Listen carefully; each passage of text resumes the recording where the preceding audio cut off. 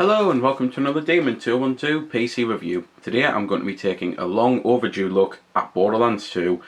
I might as well call it the Game of the Year edition because quite frankly I've bought pretty much all the DLC for it. The only ones I haven't bought are a couple of the Headhunter packs, and that's simply because every time I buy a Headhunter pack it goes on sale miraculously a week later, and it was a little grating, so I've just decided to wait for the next sale, which I don't feel bad about doing it because honestly when the game came out there was a misprice with the season pass. It was £4 more than it should have been, and I paid that and I didn't complain, I didn't kick off, I didn't say listen I want me £4 back because it was only supposed to be 20. So I figure the way I see it is literally that if I save a couple of pound on the Headhunter packs, then I've essentially got me £4 back anyway.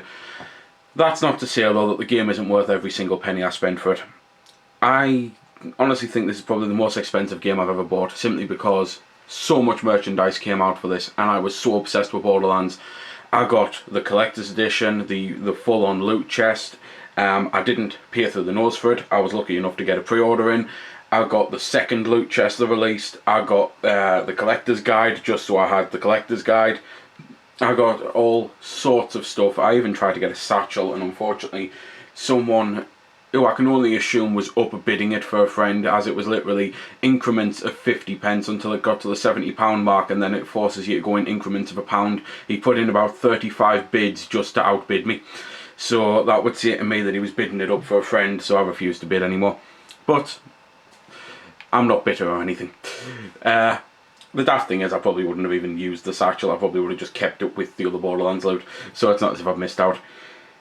Anyway though, I'm going to try my best not to make this a 45 to 50 minute review. Whenever I get a game I really like, I tend to spend too long talking about stuff.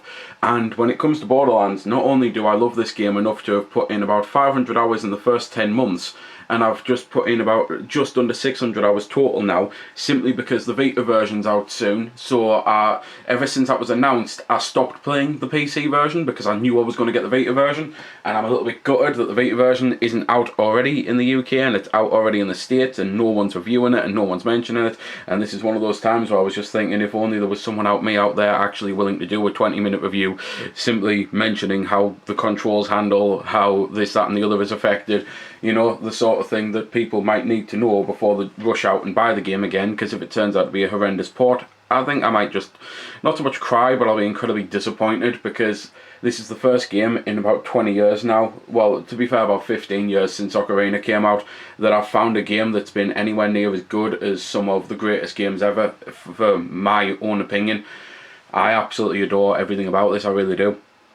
And it's got the odd bug or glitch, but what game doesn't? Ocarina of Time can be beaten in 13 minutes because if you stand in the right place you can teleport to the end boss, you know, it's insane. And that game is constantly getting perfect 10s, so I don't see why a game like this can't be considered up there, because for me it is. So that's my little rant thing out of the way, my little speech. Let's try to now get into the actual game.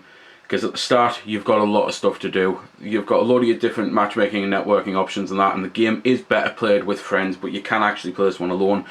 Some of the raid bosses, I'll be honest, I don't think I beat a single raid boss other than Terramorphous or anything, and I'll get onto that in a little bit, and it's nothing to do with the difficulty, it's to do with other things, so I will get into that. Options wise, being a PC game, you've got so many customization options. Character wise, there's a total of 6 characters when you get the whole content pack, like the whole Game of the Year and everything else like that. The Necromancer and the Psycho are the 2 new ones, and the Necromancer, Gage, is by far my favourite character on this game. I just love how she plays, how she handles. She's also a really cool just cool character with a load of different background in that, and it's the fact that you learn that she cut her own arm off just for a science experiment, and it's things like that that's really just like really cool about the back character. There's also loads of different difficulty settings, which I'm about to do one of the worst things in the world and put it on the easiest one, simply because the hardest difficulty is damn hard, and when you can't concentrate because you're too busy reading notes and thinking about what you have to say next and looking at the game through a camera lens, which automatically gives you about 1.5 seconds of lag because what you're seeing is not what's happening. It's just one of those things. I don't want to ruin anything and lose anything important with a character I've put so many hours into, because just Gage alone I've probably put 400 of those 600 hours in. I have played the hell out of the game though. With the other characters, I know which, like, I basically know who handles like what and things like that, and it's just one of those things that they've each got their pros, they've each got their cons. So to very quickly do a sum up, the Siren, Maya is this one, Lilith was the last one. I absolutely adored playing as Lilith because she just had, as far as I'm concerned, the best skill tree of all of them. She had the phase blast, this, that and the other. So I jumped straight into the game playing as Maya, thinking, well, Siren's a Siren, it's going to play the same. Maya plays completely differently. She's nowhere near as good, in my opinion, as the original Siren. I actually hated playing the game with her, considering she was my first character and I got up to about 43 before Gage came out, and I thought, well, I'm going to have to swap over now. I just cannot continue playing as Maya, and it was just one of those things. I don't like how the skill tree's set up. Her new ability, the phase lock, I believe it's called, is simply you fire a bubble and it hits an enemy, and it's not that accurate. Sometimes you'll be trying to actually hit a friend because you can use it to revive people, and you'll end up hitting the wrong thing and it'll totally screw up your tactics and that, because there are times when you need to save a friend, especially if you're on the raid bosses. And it's just one of those things that, because it's a little inaccurate and because it's not all that great, because it lasts very basic, it doesn't really last all that long. You can upgrade it so it jumps from enemy to enemy, but quite frankly, unless you're playing on this difficulty level where enemies die from one hit because you're so overpowered, then the phase lock might be at best going to lock on to 2 different people. It might work better if you all had the Siren as the team leader and it was a case of, right, I'm going to lock onto this person and you all aim at them, right, now it's moved on to this person and you all aim on them. But it's just one of those things, it does kind of grate on me a little bit as to how good Lilith was and how bad Maya is. You've then got Salvador, who's the Gunzerker. He's essentially the evolution of the Berserker. The Gunzerker's ability is that he can dual wield, and while he dual wields, he gets loads of bonuses, including his health regeneration goes through the roof. It's really cool, but simply because you can use 2 guns at once, and it does work really well. You can use 2 of anything at once, even if you wanted to be insane and use 2 sniper rifles. Even though you can't zoom in or aim or anything, you could still use 2 at once. There's pistols like what I've got here, the Unkempt Harold, which fires 6 bullets that split into another 6 bullets or something. If you dual wield 2 of them, you are just absolutely pummeling the enemies with arrows. Ammo, it is just insane. The reason I said arrows is because it's little missiles, and missiles remind me of arrows. I don't know why. You've then got I can't remember his name at the moment, Zero. I should remember his name because my little brother's kind of nicknamed Zero now because it's all he ever plays as. He absolutely loved playing as Zero.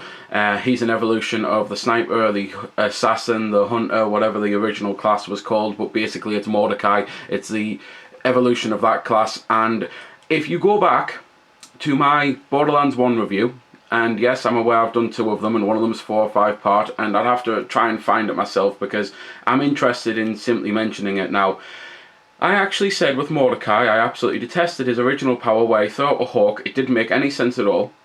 Instead, there should be something where you go into almost like, I originally called it an in the zone mode, where you went into it and you only got a few seconds and it would come up things and it would help you get headshots, and you might be able to extend that by killing enemies in certain ways, and basically every single thing I said about what they should do with Zero made it into Zero.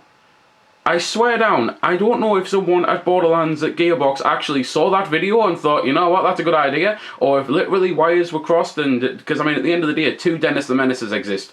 Both were created within 3 or 4 days of each other and published within 3 or 4 days of each other. It was a complete freak accident. It was in the 50s or 60s, so there was no internet or anything, so it wasn't something that someone plagiarized. One was in America, one was in the UK, totally opposite sides of the world. Things like this happen, but all I know is every single thing I said they should do for the assassin class made it into Zero's power. He goes into into the zone, essentially, as I was originally calling it. He goes into that, the screen turns white, and it's all black and white, basically, and you've got like a red symbol appears over where weak points are, and you've got a timer, and if you kill enemies in a certain way, like if you kill them with your sword and that, then you can boost the timer, and you can keep it going, and you originally get 5 seconds, and there's an achievement for getting it all the way up to 10 seconds, and it's just absolutely mental that when we first activated it, I was just like, hang on a second, what did you just say? What did you just do? He was explaining to me what just happened when he first activated his power, because we were all playing together all at the same time for the first time, and I was just like, nah, I couldn't believe what I was hearing. So I'm over the moon with what they've done to Zero, what they've done to the Hunter and Assassin class. It's incredibly good. It's what I actually always wanted, and I loved playing as him, therefore. You've then got the evolution of the final original class, which is a Soldier, and it's Axton instead of Roland, and it's one of those, it's pretty much the same. It's probably the only class where not much has changed, but that's because not much needed to change. It's got new abilities and things with the turrets. For example, you can now actually get a skill tree to throw out 2 turrets, or you can throw out a turret with that detonates a nuclear explosion, and it's just absolutely mental, the things that it can do. It plays really well. I think he's better than the original Soldier. However, this is where it shows opinions differ. I was always the Siren. I hate the new Siren. My older brother was always a Soldier. He hates the new Soldier. He swapped over to the Siren as soon as he could, because when he found out I was swapping to the Necromancer, he said, well, I'll get another character up myself, because we were going to do it anyway. And he swapped to Lilith, to Maya, and considering he never liked playing as Lilith at all, he absolutely loves Maya. And I don't... It's just one of those things that it does go to show how opinions can differ. So I know it's not going to be for everyone out there, and that's why I keep saying I don't like the Siren, because it's just me personally. You've then got the 2 new classes, which you've probably seen me walking around now, just fannying around with Gage here, and basically her biggest attributes are the fact that you've got Deathtrap, who is this fellow over here. He's basically a robot that you can power up, and he can go around and kick the crap out of everything, and this is where the controversy comes in, because it was called...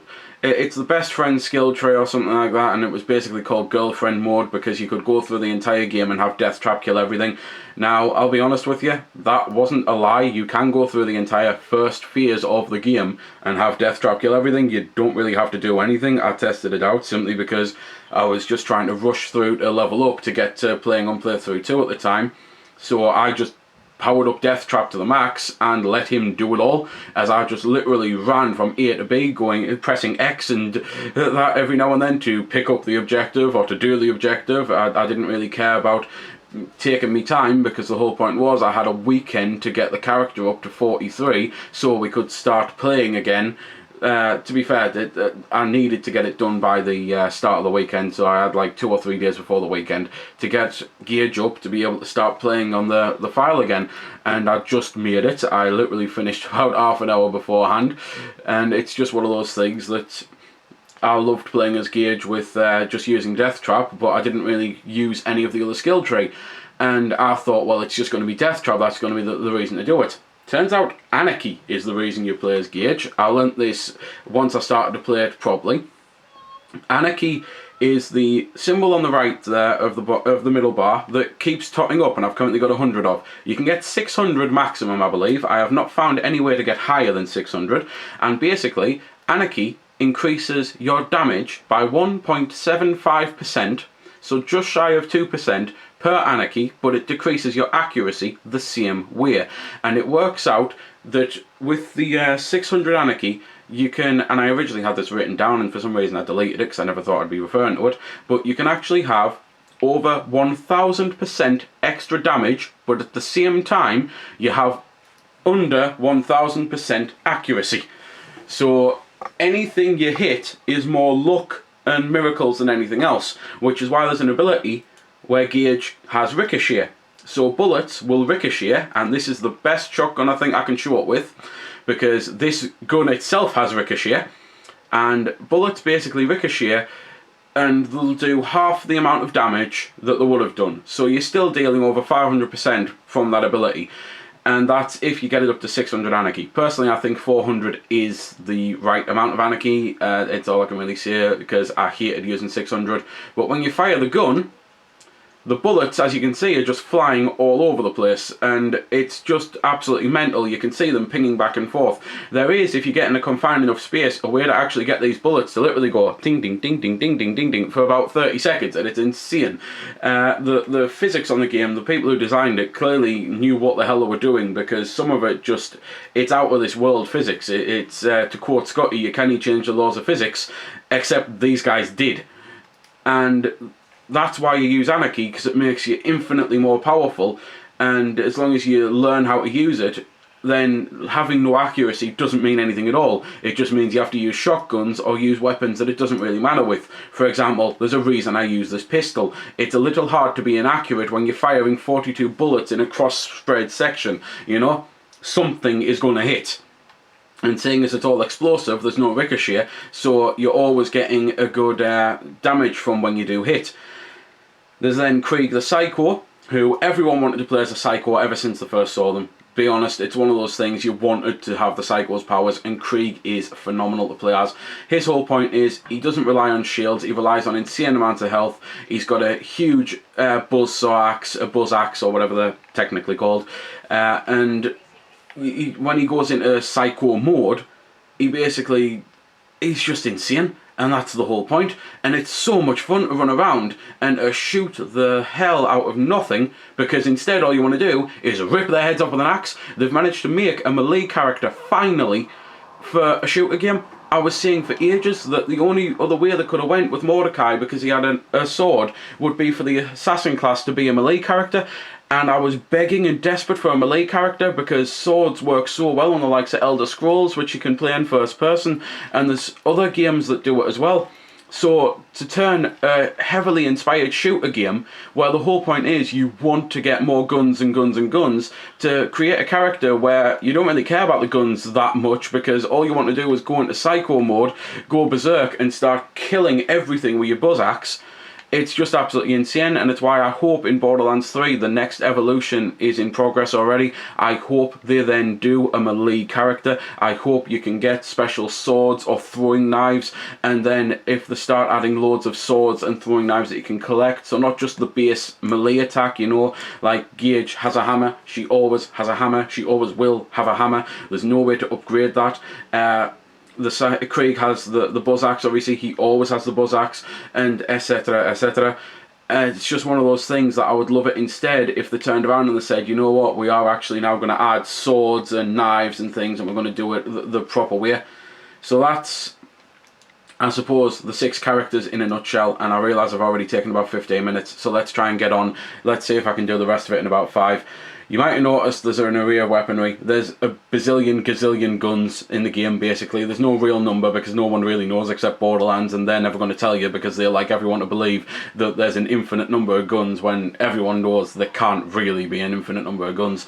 But trust me, there are a lot of guns in the game. Loads of them play completely differently. You can get the same type as you level up, so you'll, like Maliwan guns here, you'll get like same designs but they're more powerful, and you'll get ones that have different abilities. I've already said there's ones where the bullets ricochet or the bullets split up, or there's ones where you fire nuclear missiles but they've got no range. That's the rocket launcher I've actually got armed now. There's ones where instead it'll fire out 6 rockets that then split into more rockets. There's just so many attributes, it's unbelievable. You've got different grenade types as well. New grenades in the freer things are things like the singularity grenades, where you throw them and a singularity happens, and basically it sucks them all into one area before it detonates.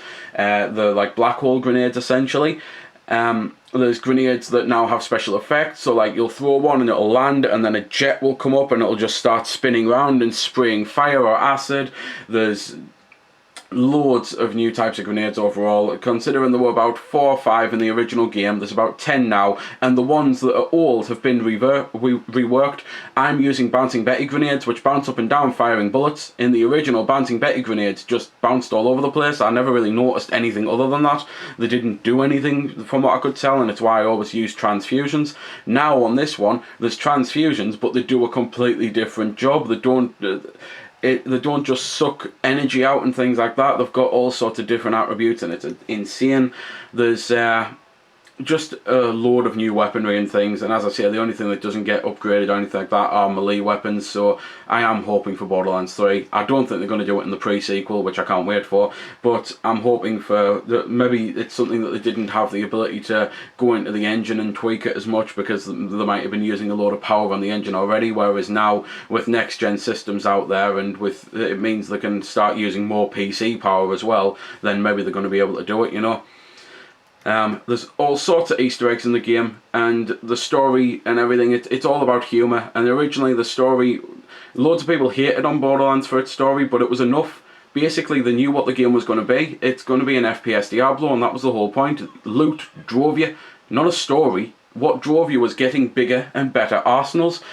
But this time they've actually added a full story, and all of your favourite characters return, or they at least get a mention. There's a couple that don't, but they're actually going to be in the pre-sequel, like Athena. And it's just really cool to see the old characters now having a proper story and conversations, because they never really spoke because you played as them. And it's just a really good story, and it's something that got to a lot of people, because there are plot twists, there are spoilers, and the game's been out for ages, and I don't want to spoil anything for anyone, so mute the thing for about 30 seconds from when you see the hand disappear, okay? Right, very quickly, Roland gets killed in this one, and it's something that everyone saw coming because of the way it was going, that someone was going to die. I would absolutely love it if in Borderlands 3 they turned around and Roland came back, and they basically said, "What the hell, how are you back?" And they said, "You know those systems when you die, you know, the new. Yeah, I just respawned at one of them." There, hopefully you missed all the spoilers, and if you didn't, well, I did warn you, and I did try my best. There's a reason I mentioned what I did. I'd quite happily discuss it in the comments, but from now on, not going to mention it, because I don't want to ruin anything for anyone again, as I say. There's then, I've mentioned pretty much all I can with the gunplay, with the characters. I've shown off some combat. Very quickly, there's new relics, because you always had mods, and mods did certain things, and you always had shields, and now there's new types of shields too, and you always had the grenades, you always had the guns, and all that. They've removed one weapon type, because the alien weapons are no longer there, which is probably just as well, because they were really bad, and pistols and revolvers are now classed as one category, so that's why there's 6 on the left instead of 8. Because even though they've only removed 1, they've technically removed 2.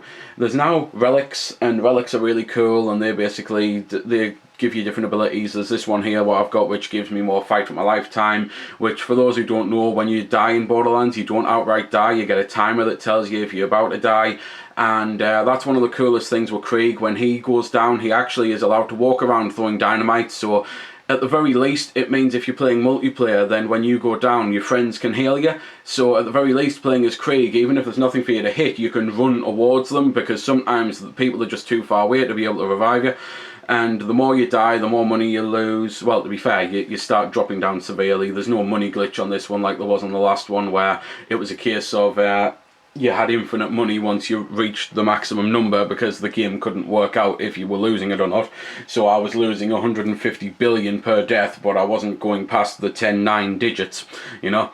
It's just one of those things that they fixed that, and money itself isn't really that important. It's rare you'll ever run out of it, especially when you do start fighting bosses again and again and you get loot. And that brings me to the raid bosses, and the reason we haven't really beat any of them is the fact that I understand they wanted them to be hard, but every single time, it seems, a team found a way to beat them. They did a patch and changed the rules again, and it was a little annoying, because for people who work and have jobs and don't have the time to just sit and farm the best gear, it means that you finally got to the point where you were thinking, right, we might actually be able to do this, we've got some really good gear, we've got the gear people recommend, a patch goes in, now this shield doesn't do what it used to do, now this gun doesn't do what it used to do, now the enemy has 3 times more health, and it's just like, you what? It favoured the people who had no jobs, no lives, no nothing, no commitments, the people who could just sit and play the game for 10 hours a day, every single day, and it's just annoying, because it didn't even favour people playing on one player or anything, because I played the game more than anyone else, out of the people I know, not out of obviously everyone in the world. I know people who hit 1,000 hours in the time it took me to hit 500, you know, and without having a go at them, they're the kind of people I'm on about. And it's just one of those things that that made it so that the rules were constantly changing, and it just became to a point that it was unfair. So I don't actually know if we'll ever get to beat the raid bosses, because they made it so you kind of need a team of 4. They were saying you need a team of certain characters, so it's just like this one needs 2 sirens so you can revive each other, this one needs this, that and the other, and it got to the point that one of my brothers just outright stopped playing the game. He hasn't even beat the 4th DLC pack, which is a shame because it's the best one. And it was a little annoying that every single time we got to the point where we thought we could do something, they changed the rules. So I understand they wanted to make it hard, but couldn't they have just done essentially what they've done now with the over-leveling by adding difficulty systems to the boss, you know? And then that way, once you beat it 100 times on one, then you could manually up the difficulty, so the people who didn't get all this time in the world to farm and to be able to get the equipment good enough to do it would still have a chance to at least beat them and get some of these seraph crystals, which are the reward that you get to be able to buy the better loot. And that's my only gripe with the entire foundation, and it's nothing to do with the game, it's to do with the people who make it. And as I say, it is a little annoying that it penalised the players who didn't have enough time and who didn't have foursomes, you know. It's just one of those things. I've already went past me 5-minute estimate to try and finish it up, but I am now kind of on the last leg. As well as adding a load of things to it, they've added a new badass system. Basically the challenges that you used to be able to do, they can now be reset over and over again once you reach a certain level. I believe it's 80% of them done, and once you reset them, then you start earning them again, and for every ones that you earn points and you earn tokens, and once you earn the tokens, you start spend them. Like at the moment, you can see on the left side of the screen my bonus stats, so I'm getting 15% of my shield added on, and it's just things like that, and that's something to keep people playing after they've done absolutely everything, after they've over leveled to 80. Because that's the other thing that added. Originally the game had 50 levels and now it went to 72, and you can go up to 80 in terms of weaponry but not characters, because they didn't want you having as many skill points as what 80 would get you. And that's why I keep mentioning over leveling. There's a load of DLC packs, which, to very quickly sum them up, the pirate one, Scarlet, is decent. Mr. Torg is excellent. I actually really enjoyed it. I was worried it was going to be like Moxie with a load of just arena challenges, and while it has a couple of them, I think it still works really well, and I think the character of Mr. Torg itself is amazing. He's just basically obsessed with explosions, and he's very, very prolific as well. It's just like motherfucking see ya, and it's explosions, and he's just all over the place with his emotions. He never keeps them in check, and he's mint. They then did the Sir Hammerlock DLC, which Sir Hammerlock's a new character they introduced in the main game, and he's really good, but the DLC was awful. It could be beaten in a couple hours. It's the worst one they've ever done, even worse than Moxie, because at least Moxie gave you something to do for longer. Yes, it was really bad at the fact that it made 3 8-hour-long marathon sessions that had to be done in one go, but at the same time, at least it wasn't 2 hours long, and you got very little for your rewards. And then they did the Fantasy DLC, which is easily the best one, where basically Tiny Tina takes them on a game of essentially Dungeons and Dragons. There's loads of references to popular TV shows at the moment, like Game of Thrones and that. The story is revolving around the spoiler I mentioned earlier, and how Tiny Tina is coming to grips with it. And it's just, it's the first time they've ever done an adult story in Borderlands, and it was magnificent. Because as well as it being gameplay-wise the superior, the best they've ever done in terms of DLC, I think I like it more than Ned Zombie Island, which I always said was, as far as I'm concerned, the best they've done. The fact that there was now guns that could fire swords, and there was loads of mythical creatures and dragons, and it made it so fresh by giving you so many new types of enemies and stories, and the fact that the main story itself was actually touching. It was something that yet really managed to do. It was them saying, yeah, listen, we can be grown up, but we just like being silly. But this is us being grown up for a change and silly at the same time. I thought it just worked really well. The Headhunter packs came out, and they're basically a little, like a mission or two, and then you get a raid boss, and when you defeat that, then it gives you a mask ahead, because Borderlands as well has managed to do something that no other dev, I think, could do. They've managed to make skins something you want, even though you're playing an FPS. You can't see your character, you can only see yourself when you're in certain ways, like for example, the menu, or when you're in the back of a vehicle. Yet they've managed to make it so that people wanted to buy skins and masks and things to change how the character looks. And I don't know how the hell they've managed to do it, because again, it's an FPS. You can't see anything. Yet people were going nuts. It's just like, oh, you should see the skin I've unlocked. It makes us look like, you know, and there's some that do look like other characters. There's Metal Gear Solid heads in the game. You can go around looking like Ninja from Metal Gear Solid if you play as Maya. You can go around looking like Frogger if you're playing as Gage, like I do. And Frogger is insane because they couldn't do another Konami Metal Gear Solid head, I don't think, so instead they did a reference and did a Konami character. And it's just one of those things, that's what I mean, there's loads of jokes, there's loads of in-humour, there's loads of this, that and the other. It's just absolutely insane what you can do on it. The jokes, everything about it, how they fit it all in, how they got around to doing it all, how they wrote it all, it's just mind-boggling, because it is a fan service game. If you even mildly liked Borderlands 1 and you're sick of hearing about Borderlands 2 to the point that you're thinking I might just as well try it, if you even mildly liked the first one, you're going to love this one. And if you didn't like the first one, it's well worth giving this one a try, simply because there's just so much done to it. It's been tweaked so much that I'd be amazed if you didn't find something you like about it, you know. It's just absolutely insane the amount that they've put into it. It's no longer the same game that it was. People like to talk about copy and paste jobs and saying how they hate them. This is anything but. It's just phenomenal what they've done with it. It is, as I keep saying, one of my all-time favourite games. I can't wait for the Vita version. I will try to make that review a lot less shorter. Even if I just simply say, if you want a more in-depth one, then check out the PC one. But I think I have now mentioned absolutely everything that I can mention. Hopefully I've shown enough off to get you a general idea of the gameplay as well, because I didn't really want to show any story scenes or spoilers or bosses or anything, so I've just been running around shooting at things, which at the end of the day, if that isn't what Borderlands is about most of the time, I don't know what is. I suppose the final thing I can mention is the golden chest controversy.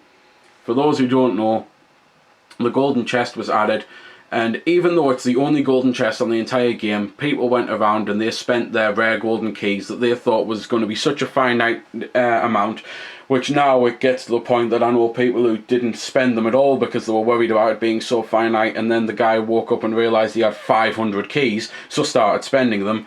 It gives you a little pop-up now, so that way you're sure that you want to spend it, so that way people might realise, oh, hang on, this might be the golden chest that people's going on about. Let's have a look. Yeah, it's a golden chest. You know, people might realise the stupidity, which is not me having a go, but at the same time, people were really slating Gearbox for this. They really were, and it's just like, if you just used common sense, you'd work out the gold chest that they show the picture of on all of the pre-order sites, where it said you'd get a golden key for this chest, you know? It really did annoy me that it was people's own stupidity that they were then having to go at. And when you spend a key, it opens up, you get a random amount of loot. You either get grenades, guns, shields, etc. It just could be anything. Sometimes it's going to be absolutely awful. Every now and then you'll get something that's actually better than what you've got. But mainly, you're going to want to hunt legendaries, which is simply by going and killing certain creatures, you'll get a rare legendary weapon. And I've got quite a few of them equipped now myself. There's certain vendors as well that sell them. You know them simply by the fact that they're orange. And I believe that pearlescent was added as well, which is what was in the last game where it was light blue. But I'll be honest, in the 600 hours of playing the game, I've yet to see one, so I don't know if it is a rumour, I don't know if someone's lied to me, or I don't know if they are just such a rare drop that in 600 hours I've not seen a single one. The closest we came was one came out and we thought it might have been, but it phased through the floor. And we never actually got a chance to look at it to see if it was one, because every now and then the colours changes and certain weapons look different. The greens look more blue and the blues look more light blue, which is what pearlescent would be, and the oranges look a bit more like a faded yellow and things like that, you know. It's just every now and then if a loading spike happens, then it can screw you up a little bit and you might think, well, was that one of them? So we still don't know if it was, because it phased through the floor. I suppose I'll end now with one of the features that I suppose I should mention, simply because my brother went nuts to the point that it drove me insane, as I'm standing there waiting to do a mission and he's just constantly playing the fruit machines, because he's always been addicted to fruit machines, and this is the first one that doesn't actually cost him any money at all. And again, the fruit machines, you can get varying loot or skins or rare weapons and things like that. So yeah, I don't think there's anything else I can mention. I've done 35 minutes virtually, so, you know, it's still shorter than the last Borderlands review, I suppose. But it's nowhere near as short as I was hoping I was going to make it. Hopefully you enjoyed it.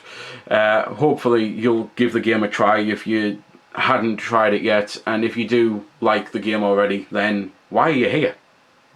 Doesn't make sense. Just play the game, you know? So there we go then. That's been the review. I hope you found it helpful. I don't score the games because that's based purely on opinion, so instead I'll leave you to make your own mind up. So thanks for watching, and if you've got any questions about the game that I didn't answer in the vid or that hasn't been answered in the comments, then feel free to ask and I'll help if I can. Also, if you did find it helpful, don't forget to check out my channel because there's plenty more like this up there, and don't forget to subscribe because there'll be plenty more to come as well. So until next time, this has been Demon212, signing off.